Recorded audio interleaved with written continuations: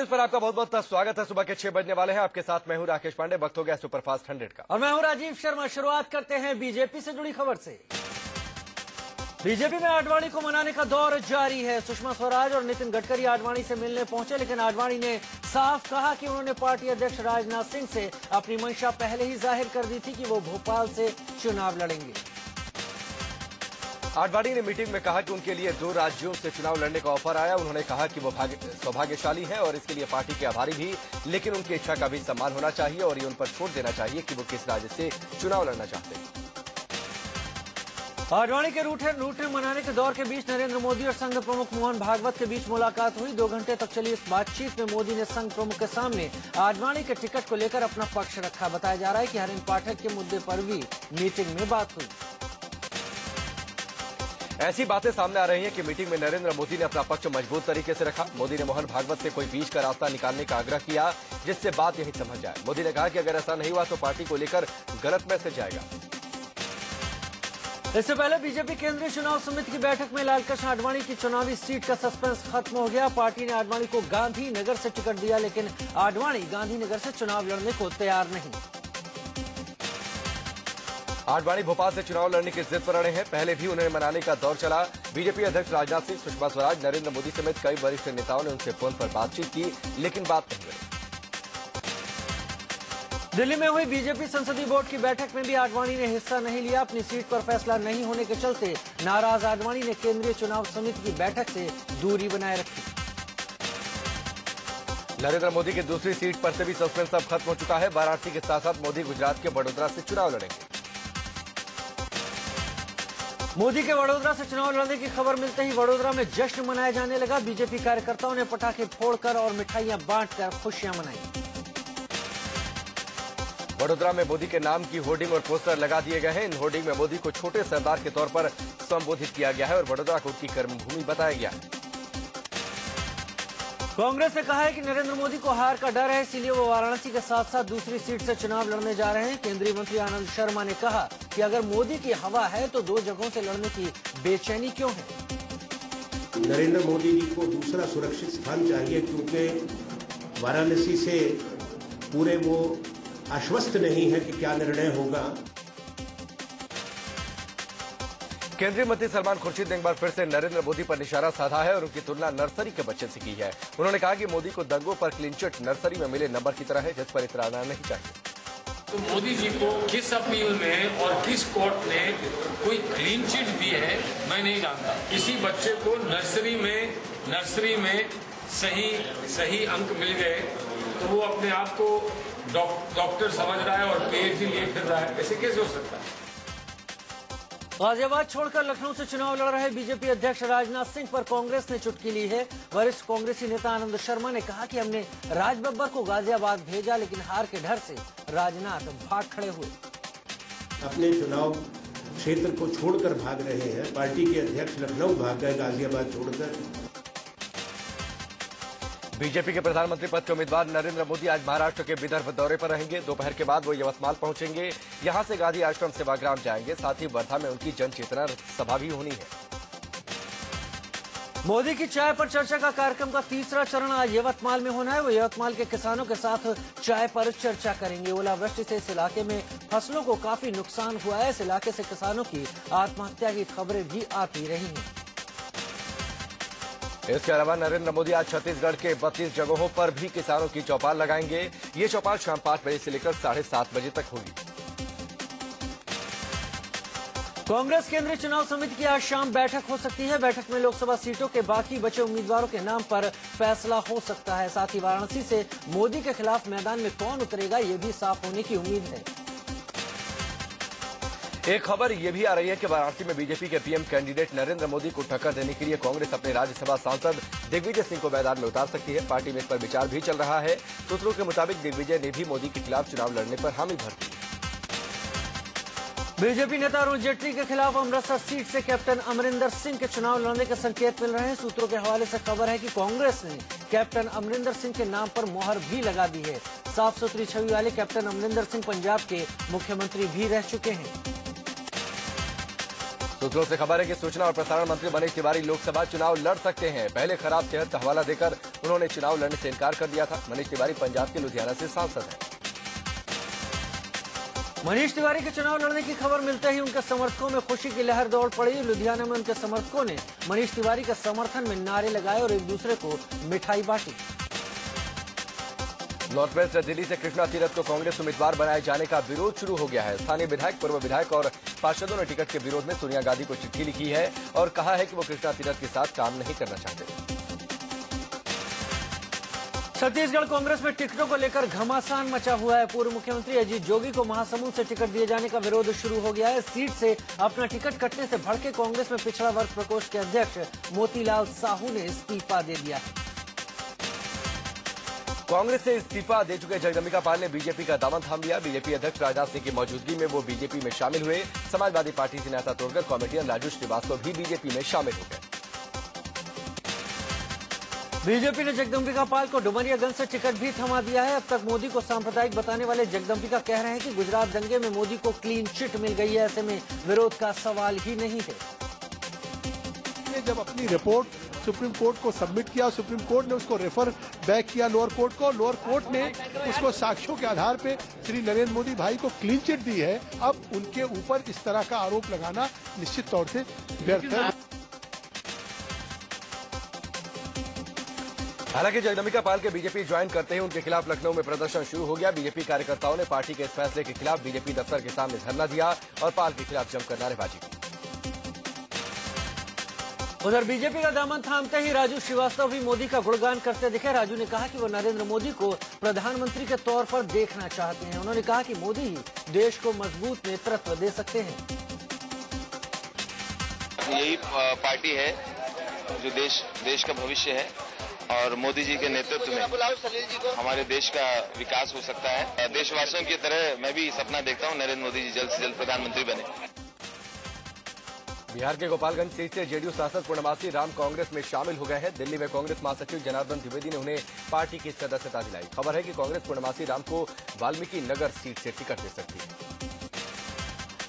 महाराष्ट्र में एनसीपी नेता विजय कुमार गावित की बेटी हिना गावित बीजेपी में शामिल हो गई। विजय कुमार गावित महाराष्ट्र सरकार में मंत्री हैं। बीजेपी ने हिना को नंबरदार सीट से उम्मीदवार बनाया है।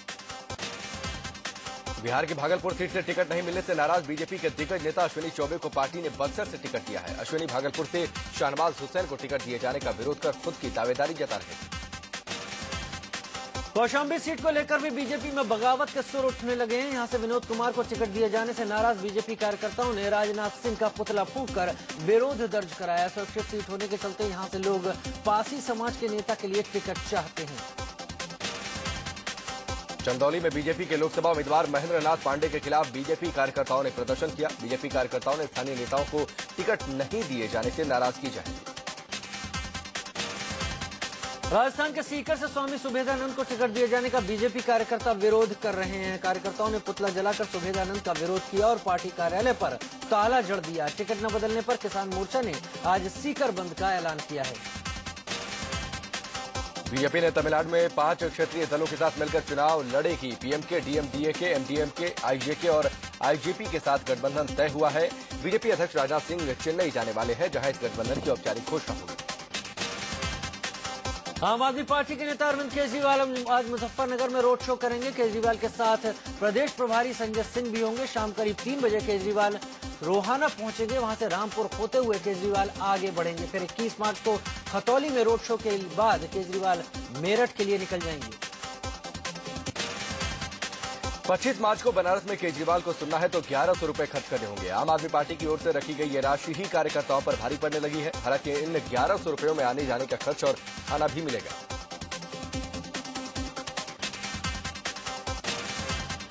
इसके पहले आम आदमी पार्टी ने 19 कैंडिडेट्स की अपनी एक और लिस्ट जारी कर दी। पार्टी ने पटना साहिब से परवीन अमानुल्लाह को टिकट दिया है। परवीन जेडीयू छोड़कर आम आदमी पार्टी में आई हैं। पटना साहिब से वो बीजेपी कैंडिडेट शत्रुघ्न सिन्हा को टक्कर देंगी। आम आदमी पार्टी ने नॉर्थ वेस्ट दिल्ली से राकेश बिरलान को चुनाव लड़ाने का फैसला किया है। पहले सीट से महेंद्र सिंह को टिकट दिया गया था, लेकिन विवाद के बाद महेंद्र सिंह ने टिकट लौटा दिया। हालांकि नॉर्थ ईस्ट दिल्ली से आम आदमी पार्टी का टिकट लौटाने वाले महेंद्र सिंह राखी बिरलान के खिलाफ हैं। उन्होंने अरविंद केजरीवाल से मिलकर कह दिया कि वो राखी का समर्थन नहीं करेंगे। राखी बिरला खड़ी होती तो आप उन्हें समर्थन देंगे? ना, मैं तो उसका समर्थन नहीं है, तो राखी का वैसे पुरस्कार करूंगा। पार्टी के साथ है, मजबूती से खड़े हैं, पार्टी को जिताएंगे और पूरे प्रदेशों में, लेकिन राखी के खिलाफ जाएंगे। महेंद्र सिंह ने आरोप लगाया था कि पूर्व मंत्री और मंगोलपुरी के विधायक राखी बिरला ने चुनाव खर्च के लिए 7 लाख रुपए मांगे थे। ऐसे नहीं काम होगा, यहाँ तो पैसे खर्च होंगे, पैसे खर्च करने पड़ेंगे। 7 लाख रुपए भिजवाइए और बाकी बात मेरे भाई से कीजिए, वो चलेगी। पैसे मांगना एक बात अलग थी, क्या 7 लाख रुपए दे दीजिए। हालांकि राखी बिरलान ने महेंद्र सिंह के आरोपों को सिरे से खारिज किया और कहा कि उन्होंने ऐसे आरोप क्यों लगाए ये पता नहीं। 7 लाख जो बोला है उन्होंने ऑफिस के लिए, इसके ऊपर आपका क्या कहना है? सर बिल्कुल भी, मैं तो सिरे से खारिज कर रही हूँ, ऐसी कुछ बात ही नहीं हुई। आम आदमी पार्टी छत्तीसगढ़ के दुर्ग सीट से ओमकार दास मानिकपुरी यानी कि फिल्म पीपली लाइव के नत्था को उतार सकती है। दुर्ग से सरोज पांडे बीजेपी उम्मीदवार हैं, जिनके खिलाफ नत्था को उतारने की तैयारी में आम आदमी पार्टी है। बीएसपी आज लखनऊ में प्रेस कॉन्फ्रेंस कर अपने उम्मीदवारों की लिस्ट जारी करेगी। सूत्रों के मुताबिक बीएसपी सुप्रीमो मायावती लालगंज से चुनाव लड़ सकती हैं। बीजेपी के पीएम उम्मीदवार नरेंद्र मोदी के खिलाफ बीएसपी सतीश चंद्र मिश्रा को मैदान में उतार सकती है। समाजवादी पार्टी ने रायबरेली में कांग्रेस अध्यक्ष सोनिया गांधी और अमेठी में कांग्रेस उपाध्यक्ष राहुल गांधी के खिलाफ उम्मीदवार नहीं उतारे हैं। पार्टी ने यूपी की 80 में से 78 सीटों पर प्रत्याशियों के नाम का ऐलान कर दिया। भले ही समाजवादी पार्टी ने सोनिया राहुल के खिलाफ प्रत्याशी नहीं उतारे, लेकिन मेनका गांधी और उनके बेटे वरुण गांधी को बख्शने के मूड में नहीं है। पीलीभीत में मेनका के खिलाफ बुद्धसेन वर्मा और सुल्तानपुर में वरुण के खिलाफ शकील अहमद खान को टिकट दिया गया है। बीजेपी के प्रधानमंत्री पद के उम्मीदवार नरेंद्र मोदी के खिलाफ वाराणसी सीट पर समाजवादी पार्टी ने कैलाश चौरसिया को उतारा है। बीजेपी अध्यक्ष राजनाथ सिंह को लखनऊ सीट पर एसपी की तरफ से अशोक वाजपेयी चुनौती देंगे। दिल्ली से सटे गाजियाबाद सीट से एसपी ने सुगन रावत को टिकट दिया है, जो कांग्रेस के राज बब्बर, आम आदमी पार्टी की शाजिया इल्मी बीजेपी के वीके सिंह को चुनौती देंगे। वहीं गौतम बुद्ध नगर में नरेंद्र भाटी बीजेपी के डॉक्टर महेश शर्मा से 2-2 हाथ करेंगे। समाजवादी पार्टी ने मुलायम के धुर विरोधी और केंद्रीय मंत्री बेनी प्रसाद वर्मा के खिलाफ गोंडा से नंदिता शुक्ला को खड़ा किया है। श्रावस्ती से बाहुबली नेता अतीक अहमद को टिकट दिया है। रेवती रमन सिंह को इलाहाबाद से टिकट दिया गया। मुलायम सिंह यादव ने टिकट बांटने में परिवार का पूरा ख्याल रखा। मैनपुरी और आजमगढ़ में वो खुद लड़ेंगे। बहू डिंपल यादव को फिर से कन्नौज से उम्मीदवार बनाया, तो एक भतीजे धर्मेंद्र यादव को बदायूं से और दूसरे भतीजे अक्षय यादव को फिरोजाबाद से टिकट दिया है। एसपी मुखिया मुलायम सिंह यादव पर तल्ख हमला बोलने वाले अमर सिंह के सुर चुनावी मौसम में बदले हुए हैं। आरएलडी के टिकट पर फतेहपुर सीकरी से चुनाव लड़ रहे अमर सिंह ने आजमगढ़ की जनता से मुलायम को जिताने की अपील की। वो आजमगढ़ से खड़े हैं, जो मेरा गृह जनपद है। मैं अपील करता हूं आजमगढ़ के मतदाताओं से कि आदरणीय मुलायम सिंह जी का समर्थन करें। वहाँ राष्ट्रीय लोकदल का प्रत्याशी नहीं, और मैं नहीं चाहूंगा कि भारतीय जनता पार्टी वहां से जीते। अमर सिंह भले ही मुलायम सिंह को जिताने की अपील कर रहे हों, लेकिन समाजवादी पार्टी के महासचिव रामगोपाल यादव ने उन पर निशाना साधा है। उन्होंने कहा कि एसपी छोड़ने के बाद अमर सिंह 0 हो गए हैं। समाजवादी पार्टी से जाने के बाद वो हो गए 0, a big 0 and is nothing. Congress की ओर से चांदनी चौक सीट पर उम्मीदवार बनाए गए कपिल सिब्बल आज नामांकन दाखिल करेंगे। यहां कपिल सिब्बल का मुकाबला आम आदमी पार्टी के आशुतोष और बीजेपी के हर्षवर्धन से हो रहा है। लोकसभा अध्यक्ष और कांग्रेस उम्मीदवार मीरा कुमार ने बिहार की सासाराम सीट के लिए नामांकन भरा। यहां से मीरा कुमार के खिलाफ जेडीयू ने पूर्व आईएएस केपी रमैया को टिकट दिया है। एलजेपी अध्यक्ष रामविलास पासवान के बेटे चिराग पासवान ने जमुई सीट से नामांकन दाखिल किया। चिराग का इस सीट पर जेडीयू उम्मीदवार और विधानसभा अध्यक्ष उदय नारायण चौधरी से मुकाबला है। बिहार बीजेपी के दिग्गज नेता गिरिराज सिंह ने नवादा सीट से पर्चा दाखिल किया। बेगूसराय से टिकट न मिलने से नाराज गिरिराज सिंह काफी मान मनोवल के बाद नवादा सीट से चुनाव लड़ने को राजी हुए। बीजेपी महासचिव और सांसद अनंत कुमार ने दक्षिण बेंगलुरु सीट से पर्चा दाखिल किया। इस सीट पर अनंत कुमार का मुकाबला इन्फोसिस के सह संस्थापक और यूआईडीएआई के पूर्व अध्यक्ष नंदन नीलेकड़ी से है, जो कांग्रेस के टिकट पर चुनावी मैदान में।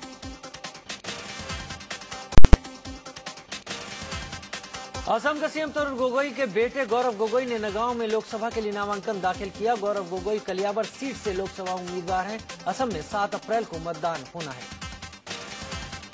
मुजफ्फरनगर से बीएसपी कैंडिडेट और सांसद कादिर राणा ने नामांकन दाखिल किया। कादिर राणा बीते साल हुए मुजफ्फरनगर दंगों के आरोपी है। बावजूद इसके बीएसपी ने इस बार भी उन पर भरोसा जताया।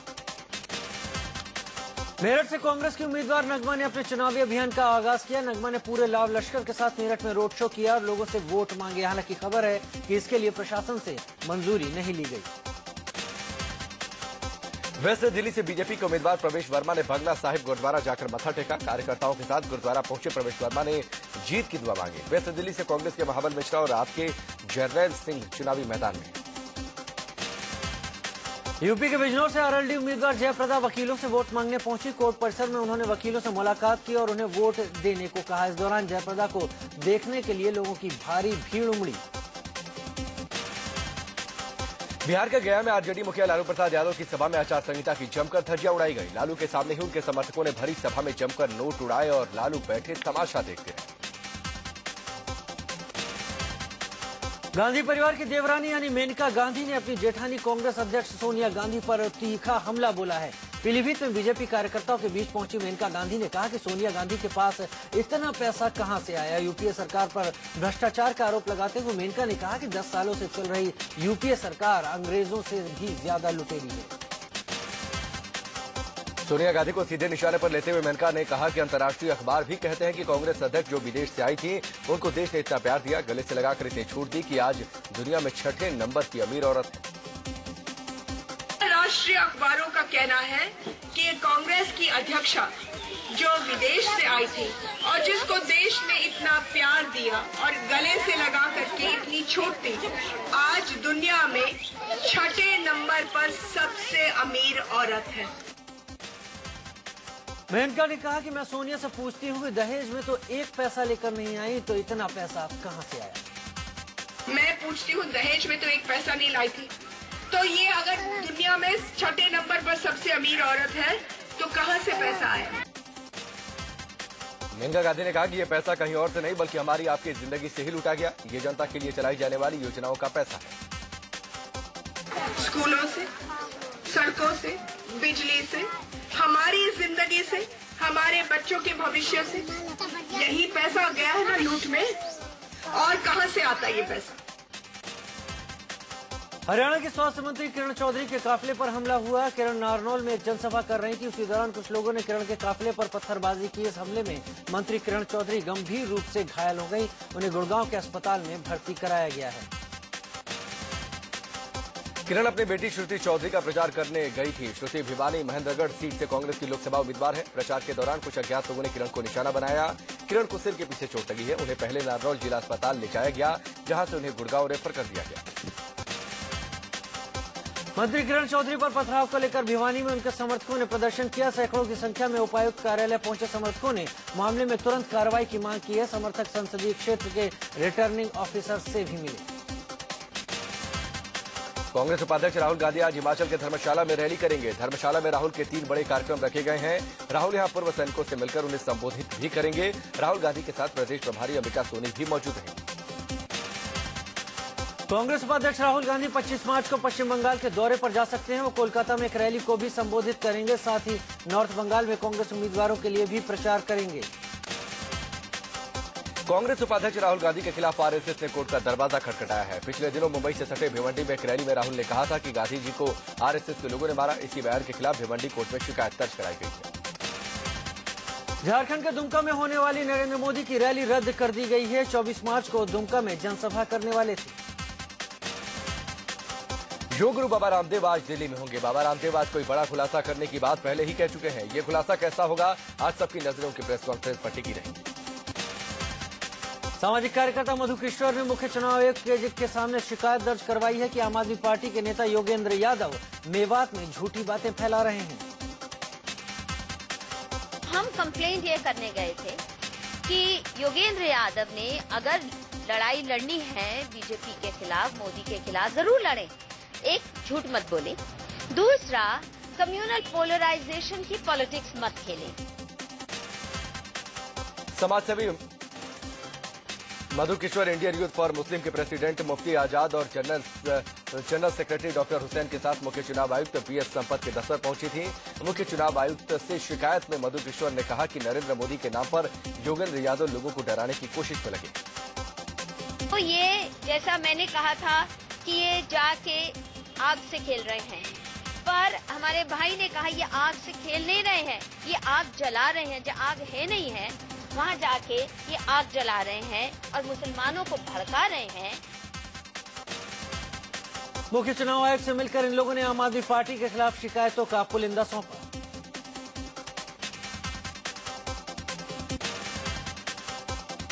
बीजेपी नेता उमा भारती के खिलाफ आचार संहिता का मामला सामने आया है। यूपी की झांसी सीट से टिकट मिलने के बाद उमा भारती यहां एक मंदिर में सभा कर रही थी। इस दौरान मौजूद लोगों को खाना भी परोसा गया। नगर मजिस्ट्रेट ने मंदिर परिसर में चुनावी सभा को आचार संहिता का उल्लंघन माना।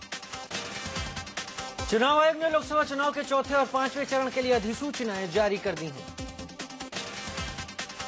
फेसबुक, ट्विटर समेत इंटरनेट पर कोई भी चुनावी प्रचार कंटेंट अपलोड करने से पहले अब उसे चुनाव आयोग को दिखाकर इजाजत लेनी होगी। यूपी के पीलीभीत में एक गांव में बाघिन के घुसने से हड़कंप मच गया। पीलीभीत के बसंतापुर गांव में बाघिन ने एक शख्स पर हमला करके उसे गंभीर रूप से जख्मी भी कर दिया। दिल्ली के रोहिणी इलाके में 9वीं में पढ़ने वाली एक नाबालिग छात्रा के साथ छेड़खानी का मामला सामने आया है। छेड़खानी का यह मामला 17 मार्च यानी होली के दिन का है। घटना रोहिणी सेक्टर 18 के अपार्टमेंट की है। बीते जमाने के मशहूर फिल्मी विलेन रंजीत के नौकर की लाश उन्हीं के बंगले से मिली है। रंजीत की माने तो नौकर पिछले काफी समय से बीमार चल रहा था। उसे ब्लड प्रेशर, हाइपरटेंशन और किडनी की शिकायत थी। हरियाणा के फरीदाबाद में एक डंपर ने बाइक सवार 3 छात्रों को कुचल दिया। तीनों की मौके पर ही मौत हो गई। दुर्घटना के बाद डंपर का ड्राइवर मौके से फरार हो गया। गुस्साए लोगों ने ट्रक में तोड़फोड़ की और रोड पर जाम लगा दिया। मामला बिगड़ता देख मौके पर पहुंची पुलिस ने लोगों को शांत कर जाम खुलवाया। दिल्ली के राजौरी गार्डन इलाके में एक सोलर वाटर बॉयलर में ब्लास्ट हो गया। धमाका इतना तेज था कि आसपास 50 मीटर के दायरे में आने वाले घरों के शीशे टूट गए। मध्य प्रदेश के रायसेन में 22 साल की एक महिला से रेप और मारपीट का मामला सामने आया है। घटना सांची थाना इलाके की है। आरोप गांव के ही एक शख्स पर लगा है। यूपी के हापुड़ में हाईवे पर सरेआम एक युवक बाइक से जानलेवा स्टंट करता नजर आया।